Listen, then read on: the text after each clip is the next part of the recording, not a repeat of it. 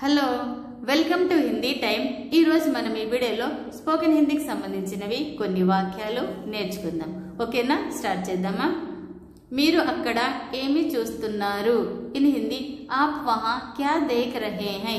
మీరు అంటే ఆప్, అక్కడ అంటే వహా, ఏమి అంటే క్యా, చూస్తున్నారు అంటే దేఖ్ రహే హై। మీరు అక్కడ ఏమి చూస్తున్నారు? ఇన్ హిందీ ఆప్ వహా క్యా దేఖ్ రహే high. In English, what are you seeing there? నేను ఇక్కడ దారి చూస్తున్నాను। ఇన్ హిందీ మై యహా రాస్తా దేఖ్ రహా హూ। నేను అంటే మై, ఇక్కడ అంటే యహా, దారి అంటే రాస్తా, చూస్తున్నాను అంటే దేఖ్ రహా హూ। నేను ఇక్కడ దారి చూస్తున్నాను।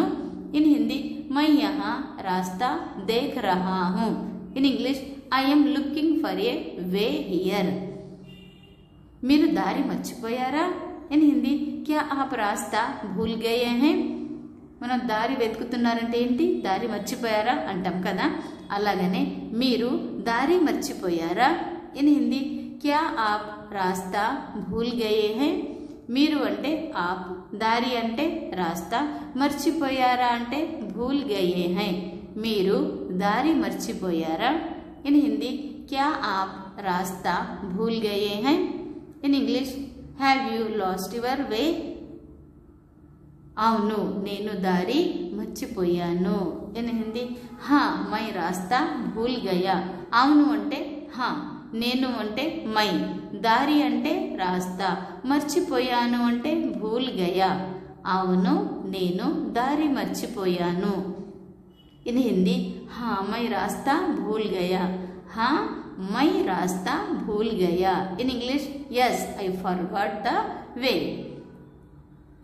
ఇప్పుడు మీరు ఎక్కడ ఉన్నారు? ఇన్ హిందీ అభి ఆప్ కహా హై। దారి మర్చిపోయారు కదా, అందుకని ఇప్పుడు మీరు ఎక్కడ ఉన్నారు? ఇన్ హిందీ అభి ఆప్ కహా హై। ఇప్పుడు అంటే అభి, మీరు అంటే ఆప్, ఎక్కడ అంటే కహా, ఉన్నారు అంటే హై। ఇప్పుడు మీరు ఎక్కడ ఉన్నారు? ఇన్ హిందీ అభి ఆప్ కహా హై। In English where are you now. నేను ఇప్పుడు ఏటీఎం దగ్గర ఉన్నాను। ఇన్ హిందీ మై అభి ఏటీఎం కే పాస్ who.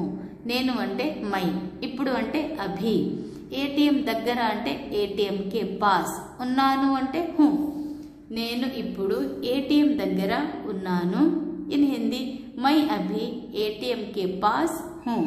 In English I am near the ATM now. కొంచెం ముందుకు రండి।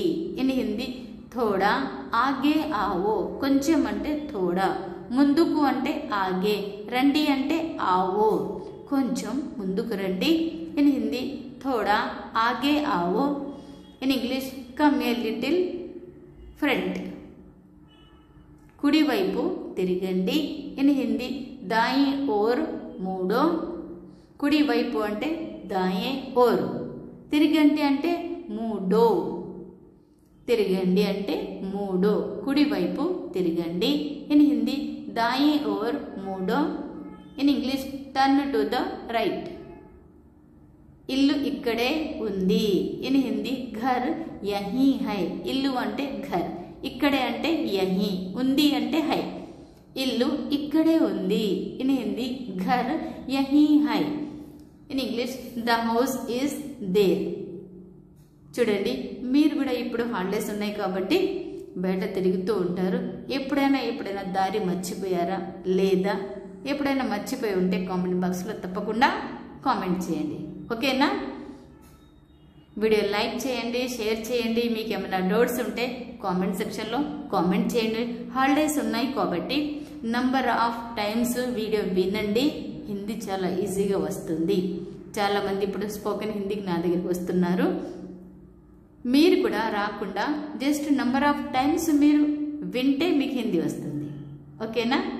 చూస్తూనే ఉండండి హిందీ టైం। Thank you.